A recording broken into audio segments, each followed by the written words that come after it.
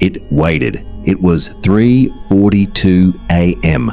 when the cameras caught something I still can't explain. I wasn't even supposed to be awake. I work night security at a half-finished apartment complex on the edge of town. The place is massive, 5 buildings, only 2 completed, the rest just concrete skeletons. At night, it's dead silent. No workers, no residents in most units. Just me, a flickering monitor wall, and the hum of cheap fluorescent lights. That night started like any other. Around 2:50 a.m., I did my usual rounds. Checked the gates. Walked through Building C. Nothing unusual, just the echo of my own footsteps and the occasional creak of metal cooling in the night air. By 3:15, I was back in the security room. That's when I noticed camera 12. It was facing the underground parking lot of Building B. Normally empty, but now there was something off. At first, I thought it was just a shadow, a darker patch in the far corner, but shadows don't move against the light. I leaned closer to the monitor. The shape shifted, slowly, not walking, not crawling, just adjusting, like it didn't want to be seen clearly. I grabbed the radio. "Anyone in Building B basement?" I asked. Static. Of course, I was alone that night. I kept watching. The shape didn't leave. It stayed in that same corner, barely moving. But every time I looked away and back again, it seemed closer. Not by much, just enough to make me question myself. At 3:29 a.m., I decided to check it out. I told myself it was probably a trick of the camera. Maybe a loose cable, maybe a glitch. I grabbed my flashlight and headed out. The walk to Building B felt longer than usual. The air was colder outside. Still, no wind, no insects, nothing. When I reached the basement entrance, I hesitated. I don't know why. Something in my chest tightened, like my body already knew what my brain was denying. I pushed the door open. The underground parking lot was dark, except for a few dim emergency lights. Rows of empty spaces, concrete pillars, silence. I clicked on my flashlight.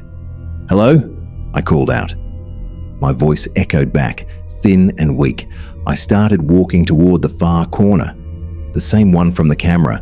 Each step sounded too loud, too real. Halfway there, I stopped, because I realized something. On the camera, the shape was in the corner, but from where I stood, there was nothing there. Just an empty wall. I exhaled, almost laughing at myself.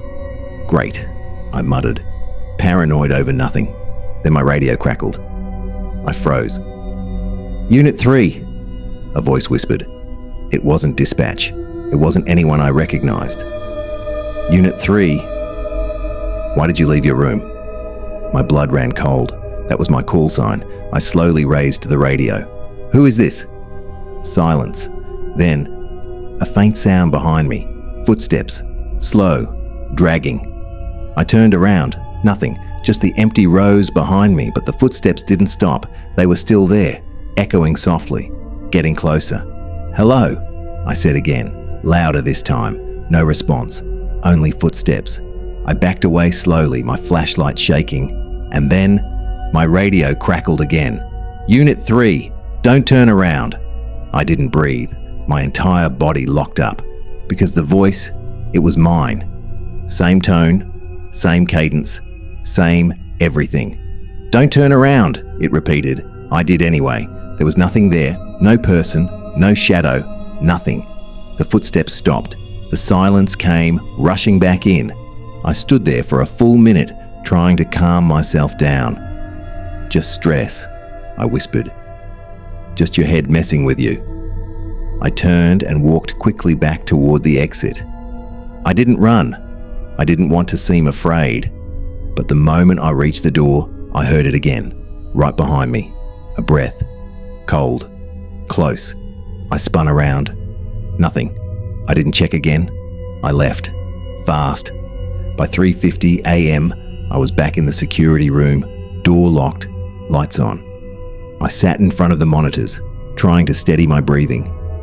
Then I looked at camera 12 again, and my heart dropped, because now the corner was empty, and in the center of the parking lot, there was someone standing, facing the camera, standing completely still. I zoomed in, and that's when I saw it. It was me.